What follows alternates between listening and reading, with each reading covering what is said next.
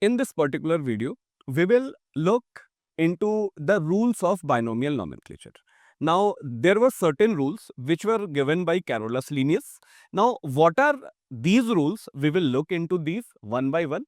Now, if we talk about the first rule of binomial nomenclature, so the biological names which we give have to be given in Latin.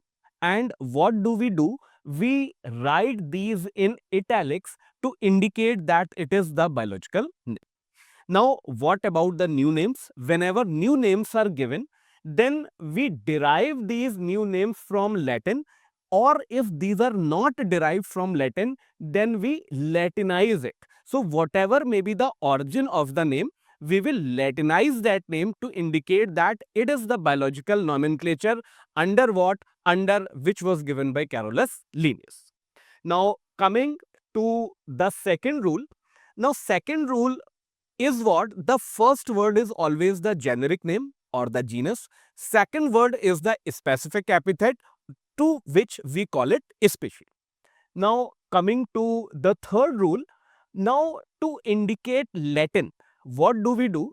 If we write these names by hand, then we need to underline these separately. And if the names are printed, then we need to do it in italics. Now, we will look into an example over it. So, let us take the example of mango, which is known by the name of Mangifera indica. So, we are writing the name Mangifera indica. Now, since we have written this name by hand, we couldn't do it in italics. So, what we will do? We will underline both the words separately. So, this is what this third rule is. Now, moving to the next rule, that is the fourth one. Always the name of the genus will start with a capital letter, and the name of a species, it will start with a small letter, and the same convention we have followed here. Moving to the next rule, fifth rule. Now, fifth rule says that we can write the name of the author after the species, but it needs to be mentioned in abbreviated form. For example, if we talk about this Mangifera indica, so it was first described by Linnaeus. Now, what we will do? We will not use the full word.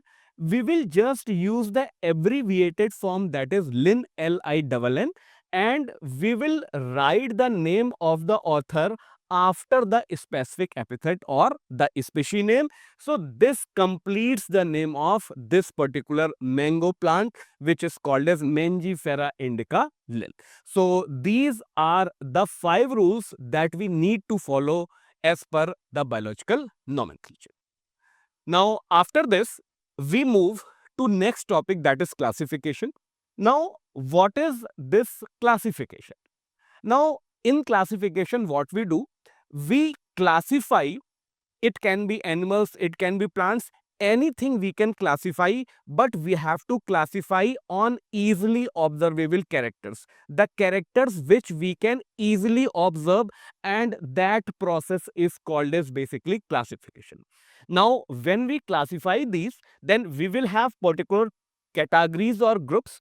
Now, what we will call these categories or groups? We will call each category as taxa, and the singular for taxa is taxon. So, our category is known as taxa, or the singular of taxa is taxon. So, this specify that we are talking about a particular category. Now, what can be the taxa or taxon?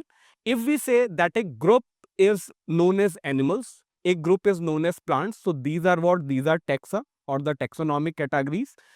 Within plants, we can say that it can be wheat, it can be rice.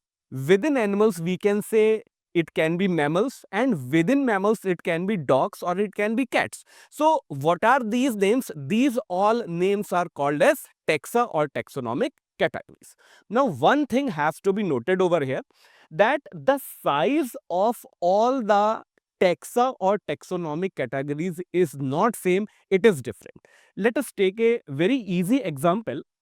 If we talk about a category animals, Now, it's a very large category.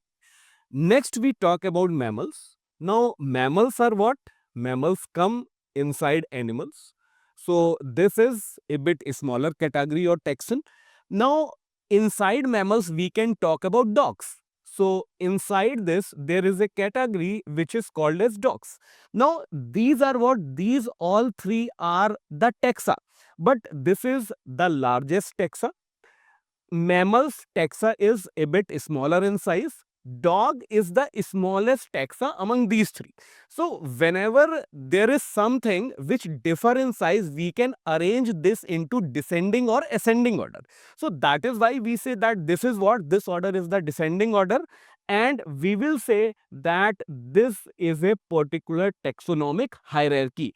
So what term we arrive to? We arrive to the term taxonomic hierarchy. So here we can say that this hierarchy is what? It is in the descending order. So this particular thing is taxonomic hierarchy. We will talk about it in detail later on. Now, after this classification and the term taxa, we come to another scientific term, and which is called as taxonomy. Now, what is taxonomy? We talked about classification. Simply the study of process of classification is called as taxonomy. Now, when we talk about taxonomy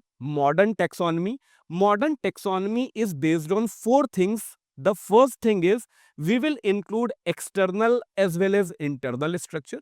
We will include the structure of cell. We will include the developmental process as well as ecological information of organisms. So that means when we talk about modern taxonomy, we have to include all these 4 points in it. Now, if we talk about different process of taxonomy, then we learn it by a small word, CICN.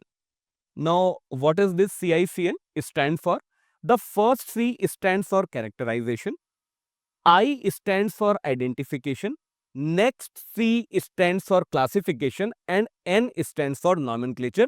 So, whenever the process of taxonomy is seen, we have to include these 4 processes under it.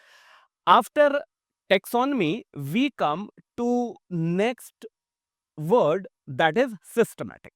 Now, how does this word systematic comes? It is derived from a Latin word systema, and systema refers to systematic arrangement of organisms. Now, how it is applicable over here? When we talk about systematics, it is the diversity of organisms, and we have to include their evolutionary relationships. So, whenever different organisms are seen and their evolutionary relationship is also seen, then it is called as systematics. So we can easily say that what is systematics? Systematics will be equal to taxonomy, and we will include evolutionary relationships. One thing is to be noted over here, that evolutionary relationship can also be called as phylogeny.